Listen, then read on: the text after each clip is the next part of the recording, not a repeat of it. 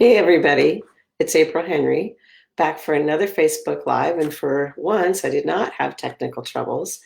I'm here doing my Facebook Lives that I'm doing every day, 10 a.m. Pacific Standard Time. I also repost them to my YouTube channel, which is called April Henry, and on my website, which is called aprilhenry.com. I'm going to be doing these until I run out of topics. This week, I'm talking about plot. But first, I want you to admire my lovely rash guard, since I am not going to have a place to wear them for a very long time. It is a Meerkatsu, and it's fighting unicorns. I mean, what could be better than that? I also started talking about books, and here's a book called Characters Make Your Story that my dad gave me when he found out I wanted to be a writer. And it turned out that he himself had wanted to be a writer, but he didn't have time, or I think a lot of it might have been he didn't have the courage.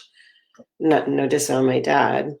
He also didn't have any time. He worked a lot of hours, and he probably didn't have the privacy either. You talk about having a room of one's own. My dad used to type stories on an old desk set in the corner of our living room, and he was a 60 word, uh, 60 words a minute, two-finger typist.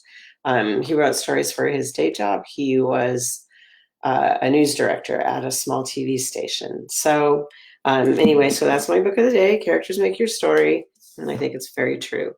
So I'm going to be talking today, though, about plot. I am probably more plot-driven than character-driven. Most writers fall into one of two camps, and I'm very much plot-driven.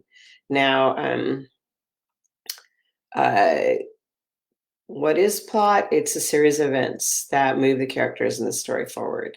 And a lot of times we'll talk about a three-act structure, which is taken from plays. Um, Act one, you can kind of think of it as get the character in a tree. Act two is throw rocks at them. And act three is get them back down. You do not necessarily need to have those acts, but I think a lot of times if we read or watch TV or watch movies, you absorb kind of how a story works and what we expect from a story. So in Act One, usually you get all the information you need to have and meet all the characters, so that you understand what the story is about. The central question of the story is understood, like, are they going to be able to catch the great white shark? And often something happens at the end of Act One to propel the hero or heroine into a new world. So they kind of begin a journey, or they end up in a different location. Something changes for them. And Act Two is the main bulk of the story. Uh, it can There are often two parts to Act Two.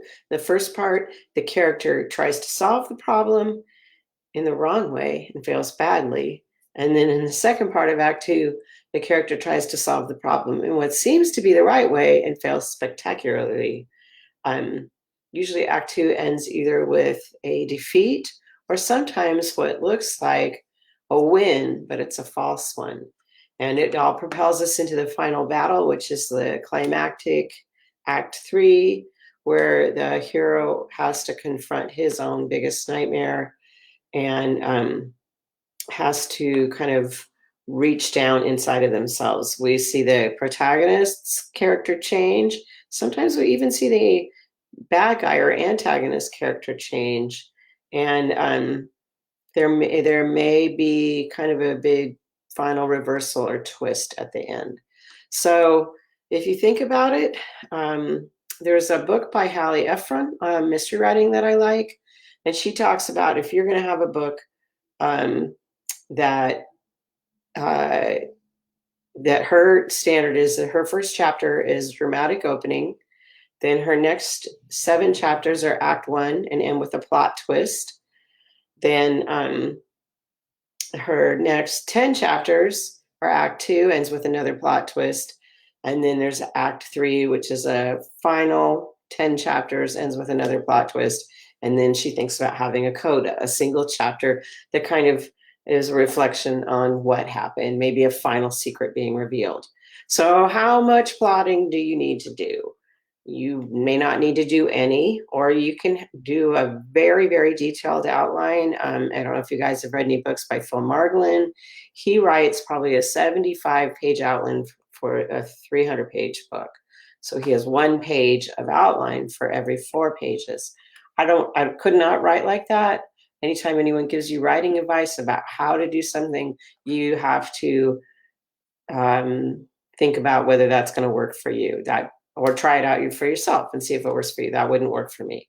So, Doctorow said something about how when you drive at night, you only can see as far as the car's headlights go, but you can drive across the whole United States that way. So he was talking about about how plotting wasn't necessarily something that you had to do.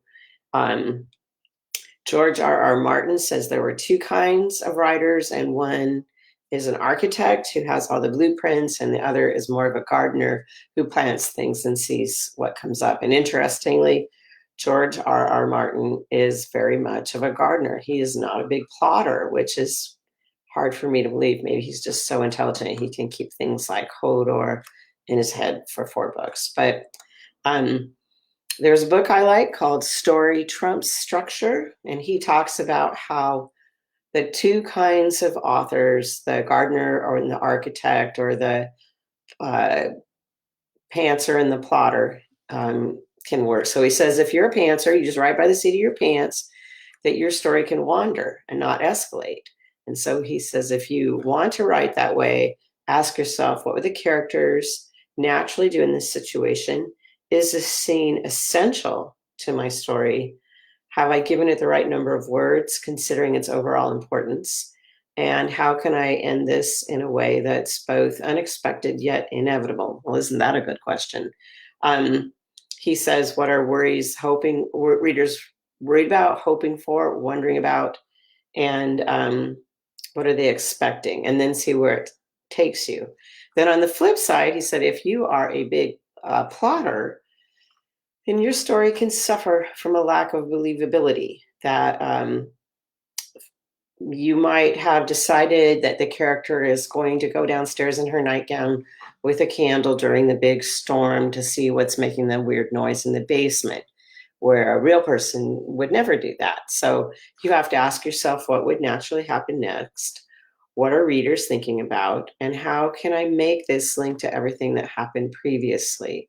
So tomorrow I'll be talking more about what should happen in Act One of your plot. I hope you guys have a great day today. I wrote a ton of words yesterday, which has not been how it's been going the rest of the time. So uh, my feeling is I'm here every day. I'm working on my computer. And if the muse wants to show up, she knows exactly where to find me. So let the muse find you and have a great day. Bye-bye.